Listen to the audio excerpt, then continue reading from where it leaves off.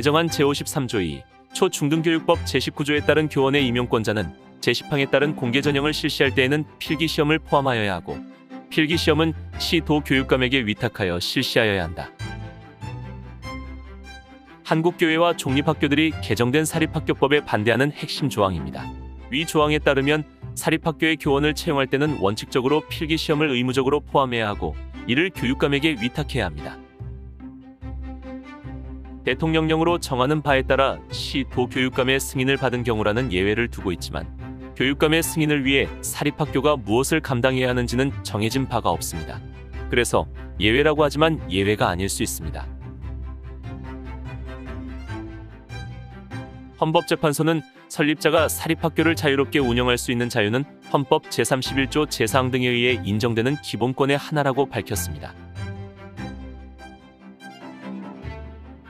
대법원에서도 학교법인에게는 헌법상 사학의 설립 및 운영의 자유가 인정되므로 공공성을 해치지 않는 범위 내에서 그 자주성을 최대한 존중하는 것이 헌법의 정신과 사립학교법의 입법 목적에 부합한다고 판결했습니다.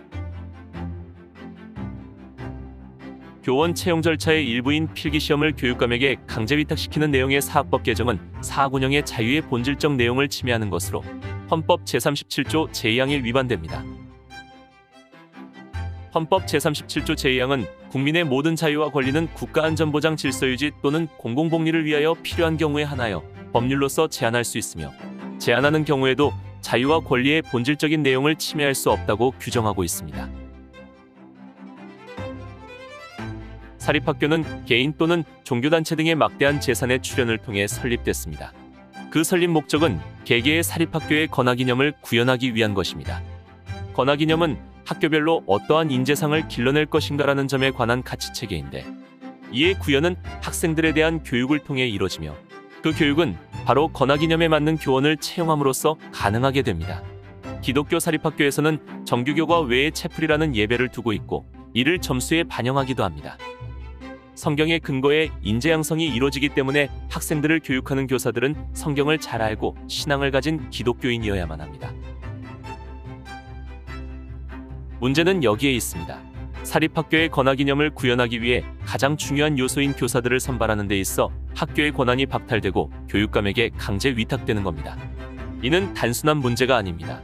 교사 모집을 공고할 때 건학이념에 부합하는 사람을 선발한다고 공고할 수는 있지만 구체적인 조건을 공개하는 것은 쉽지 않습니다. 일반적인 회사의 구인 공고에 특정 연령이나 성별, 특정 종교를 조건으로 내걸 수 없는 것과 같습니다. 사립학교가 교사들의 지원서를 직접 접수할 수 있다면 이는 어느 정도 보완될 수 있지만 서류 접수조차 교육청에서 담당하게 된다면 교사와 학생, 학교법인 3자 모두에게 최악의 상황이 초래될 수 있습니다. 교사는 자신이 기독교인이 아님에도 채플에 참여하며 학생들에게 성경적 가치를 가르쳐야 합니다. 기독교 학교를 선택한 학생들은 기독교인이 아닌 선생님에게 신앙교육을 받아야 하는 납득하기 힘든 상황을 만나게 될지도 모릅니다. 학교법인은 건학이념을 구현하지 못할 바에야 계속해서 이 학교를 운영해야 하는지 심각한 고민에 빠지게 되겠죠. 교육청의 요구가 1차 필기시험 위탁에서 그칠 것인지는 알 수 없습니다. 2차, 3차 시험까지도 교육청이 주관하게 된다면 대한민국의 사립학교는 아무런 권한도 없고 책임만 남는 교육청 소속의 교사들이 사학에서 근무만 하게 되는 모양새가 되고 말 것입니다. 결국 교육의 다양성은 위축되는 결과를 초래할 겁니다. 사립학교법 개정의 명분은 일부 사립학교의 교사 선발 비리 때문이라고 주장합니다. 여기에 정확하게 부합하는 속담이 있습니다. 빈대 잡으려다 초가삼간 태운다는 겁니다. 이미 사립학교법 개정은 통과됐지만 제의되어야 한다는 목소리가 높습니다. 아울러 기독교 교육의 문제에 있어 한국교회 모두가 함께 대응해 나가야 할 필요성이 대두되고 있습니다.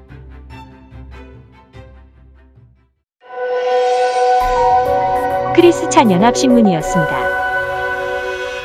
좋아요, 구독, 알림 설정까지 부탁해요.